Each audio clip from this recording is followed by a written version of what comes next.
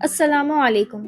آج ہم قرآن کے اس سورے کے بارے میں جانیں گے جو سب سے زیادہ پڑھی جاتی ہے، سورہ الفاتحہ۔ اس ویڈیو میں ہم جانیں گے کہ سورہ الفاتحہ کا مطلب کیا ہے، کب نازل ہوئی اور کیسے نازل ہوئی۔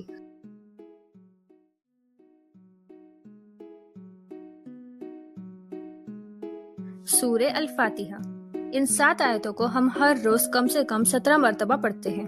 ان 7 آیتوں کے بنا ہماری نمازیں ادھوری ہے۔ سورہ الفاتحہ صرف قرآن کا پہلا چیپٹر نہیں ہے، یہ آپ کے اور خالق کے درمیان ایک سیدھی بات چیت ہے۔ الفاتحہ اس لفظ کا مطلب ہے ابتدا، کھلنے والی۔ یہ سورہ مکہ میں نبوت کے شروعاتی دور میں نازل ہوئی۔ جب جبریل علیہ السلام رسول صلی اللہ علیہ وسلم کے پاس تھے تو انہوں نے آسمان کی طرف سے ایک آواز سنی، جیسے کہ کوئی دروازہ کھل رہا ہو۔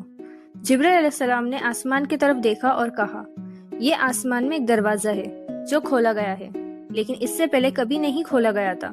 پھر ایک فرشتہ اس سے اترا اور نبی صلی اللہ علیہ وسلم کے پاس آیا اور کہا، آپ کو 2 نوروں کی خوشخبری ہو جو آپ کو دیے گئے ہیں اور آپ سے پہلے کسی نبی کو نہیں دیے گئے۔ سورہ الفاتحہ اور سورہ البقرہ کی آخری آیت۔ یہ واقعہ امام نسائی سے روایت ہے، حدیث 918 میں۔ یہ سورہ قرآن میں سب سے پہلا سورہ ہے۔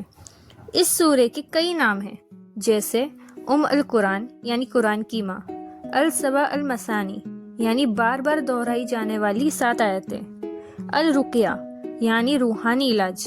یہ سورہ اللہ اور اس کے بندے کے درمیان 2 حصوں میں تقسیم ہے۔ پہلا حصہ آیت 1 سے 4 اللہ کی حمد و ثنا، دوسرا حصہ آیت 5 سے 7 بندے کی طرف سے درخواست اور دعا ہے۔ اس سورہ کا سب سے پہلا اور اہم بنیاد توحید ہے۔ یہ سورہ اللہ کی حمد و ثنا سے شروع ہوتا ہے۔ دوسرا ہے اللہ کی صفت۔ سورہ میں اللہ کی 3 عظیم صفت کا ذکر ہے، الرحمن یعنی بہت مہربان، الرحیم نہایت رحم والا، اور مالک یوم الدین یعنی جزا کے دن کا مالک۔ یہ صفت اللہ کی رحمت اور عدل یعنی انصاف کو ظاہر کرتی ہے۔ تیسری آیت سے آخرت اور قیامت کے دن کا یقین پیدا ہوتا ہے۔ چوتھی آیت عبادت اور توکل کو بیان کرتی ہے۔ یہ سکھاتی ہے کہ ہمیں صرف اللہ کی عبادت کرنی چاہیے اور صرف اس سے ہی مدد مانگنی چاہیے۔ سورہ کا آخری حصہ ہدایت کی دعا ہے۔ یہ سورہ نماز کا لازمی جز ہے، ہر رکعت میں اس کا پڑھنا ضروری ہے۔ حضرت عبادہ بن الصامت رضی اللہ عنہ سے روایت ہے کہ رسول صلی اللہ علیہ وسلم نے فرمایا، جو شخص اپنی نماز میں الفاتحہ نہیں پڑھتا اس کی نماز قبول نہیں ہوتی ہے۔ الفاتحہ ہمیں انڈائریکٹلی یہ سکھاتی ہے کہ انسان کے لیے بہترین چیز یہ ہے کہ وہ صراط المستقیم یعنی سیدھے راستے کی ہدایت کے لیے دعا کرے اور اس بات کی تسلیم کرے کہ رب العالمین ہی تمام علم کا اصل ذریعہ ہے۔ تو یہ تھا سورہ الفاتحہ کا ایک چھوٹا سا اوور ویو۔